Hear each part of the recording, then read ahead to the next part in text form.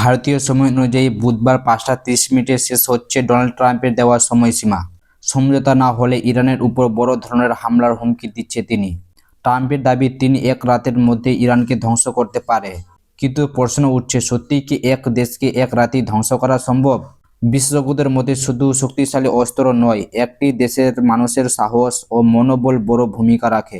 এদিকে বড় খবর পাওয়া যাচ্ছে, ইরানের গুরুত্বপূর্ণ পারমাণবিক কেন্দ্র ও বিদ্যুৎ কেন্দ্রের সামনে মানুষ জড়ো হয়ে মানববন্ধন তৈরি করছে।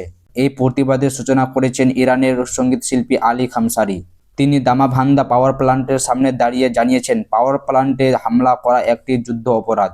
অন্যদিকে ট্রাম্প দাবি করেছেন, ইরান নিজেদের দেশের 500 জন মানুষকে হত্যা করেছেন, যদিও এই তথ্যের সত্যতা স্পষ্ট নয়। পরিস্থিতি ক্রমশ উত্তেজনাপূর্ণ হয়ে উঠেছে। কিন্তু রিপোর্টে বলা হয়েছে, ইসরায়েলের নাহারিয়া এলাকা রকেট হামলায় ক্ষতি হয়েছে। এই ভিডিওটি ভালো লাগলে লাইক, শেয়ার এবং সাবস্ক্রাইব করুন। পরবর্তী আপডেট পাওয়ার জন্য আমাদের সাথে থাকুন।